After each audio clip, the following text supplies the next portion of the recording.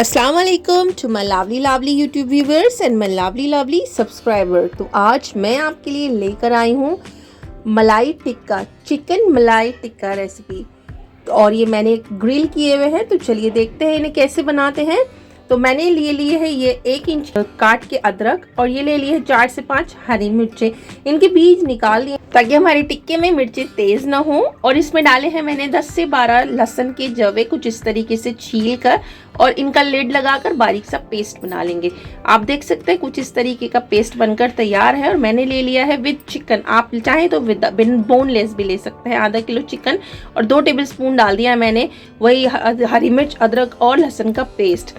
और इसमें डाला है आधा टेबलस्पून चाट मसाला, आधा टेबलस्पून काली मिर्च पाउडर फ्रेश पिसी हुई है, और 1/4 टीस्पून डाला है हमने यहाँ पर नमक, और आधा टीस्पून डाला है गरम मसाला। और ये डालिए 1 टेबलस्पून कसूरी मेथी, इस तरीके से रब करके। और इसमें डाला है आधा टेबल धनिया पाउडर, और आधा टीस्पून डाला है मैंने यहाँ पर गरम मसाला, और 1 टेबलस्पून डाला है लेमन जूस, और 2 टेबलस्पून डालेंगे इसमें हम फ्रेश दही। इसका बिल्कुल पानी निकला हुआ है, इसलिए हम इसे योगर्ट बोलेंगे। और इसे में डालेंगे अब 4 टेबलस्पून करीब कुकिंग ऑयल, कोई भी डाल सकते हैं, बस उसमें स्मेल नहीं होना चाहिए। अगर सरसों का तेल डाल रहे हैं तो उसको पहले पका लें। अब इसे अच्छे से करेंगे मिक्स इन सभी मसालों को, जिस तरीके से भी आपको कंफर्ट लगे, स्पून से या फिर हाथ से। मैंने अब इसको हाथ से अच्छे से मिक्स कर दिया है ताकि एक एक पीस जो है अच्छे से कोट हो जाए इस मसाले से। और इसको रख देते हैं मैरिनेशन के लिए 1 से 2 घंटे के लिए। तो चलिए अब अपनी जो फ्लेम है उसको, चारकोल को थोड़ा सा सिलगाने की कोशिश करते हैं। तो असेंबल करते हैं इन कोयलों को कुछ इस तरीके से, और इस फायर गन से हम इन चारकोल्स को अच्छे से पहले सिलगा लेंगे। आप देख सकते हैं कुछ इस तरीके से 2 मिनट लगेगी बस सिलगाने में। उसके बाद फिर हल्का हल्का सा इसमें पंखा लगाना पड़ता है। सारा सिस्टम हमने सेट कर रखा हुआ है इन जो टिक्कों को बनाने का।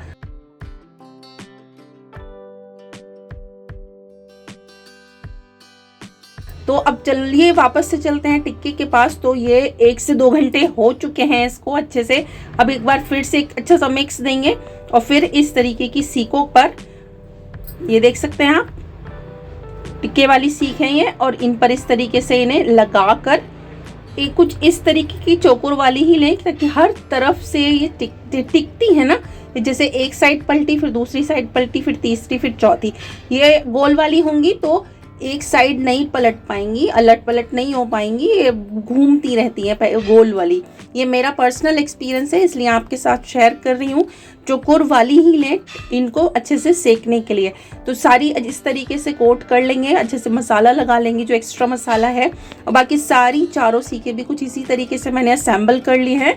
तो चलिए अब चलते हैं चारकोल की तरफ, जिन पर हम अभी ये असेंबल करने वाले हैं। कुछ इस तरीके से सेकेंगे, जितनी हमारी फ्लेम है पहले उतना हम इसे सेक लेंगे। 2 बहुत अच्छे से सिकने वाली हैं इस पर, बाकी को हम धीरे धीरे साइमल्टेनियसली जैसे जैसे होता रहेगा वैसे वैसे इस टिक्की को सेकते रहेंगे। तो आप देख सकते हैं कुछ देर बाद ये मैं इसको अलट पलट करके भी दिखाऊंगी। आप करीब से देख सकते हैं कि बहुत अच्छे से फ्लेम हमारी नीचे से इन्हें एक तरफ से सेक रही है। आप देख सकते हैं कितने अच्छे से फायर हमारी पिंकिश लग रही है आपको। तो अब इन्हें अब टाइम आ गया है इन्हें अच्छे से पलटने का वापस से। तो चलिए मैं पलट के दिखाती हूँ आपको। ये देख सकते हैं आप कितना प्यारा कलर आ रहा है। दूसरी भी पलट लिया मैंने, और ये तीसरी वाली भी थोड़ी थोड़ी हो ही चुकी है अप्रॉक्स। तो अब करीब से दिखाते हैं कि कितना प्यारा कलर आ रहा है अब इस टिक्के में। देख सकते हैं आप अच्छे से सिक चुकी है हमारी एक एक पीसेस जो हमने इस टिक्के में लगाई थी। अब दूसरी तरफ से हमने इसे पलट दिया है, और इसे इसी तरीके से सिकने देंगे। पूरी जो थी एक साइड को सिकने में कम से कम 5 से 7 मिनट लगे, और पूरा कंप्लीट इसमें कम से कम आधा घंटा या 20 मिनट ज़रूर लगे। तो मैं इस पर ग्रीस कर रही हूँ बटर से, इससे इसका टेस्ट और भी अच्छे से इन्हेंस हो जाएगा। आप देख सकते हैं और ज़्यादा जूसी सा हो जाएगा ये टेक्स्चर इसका।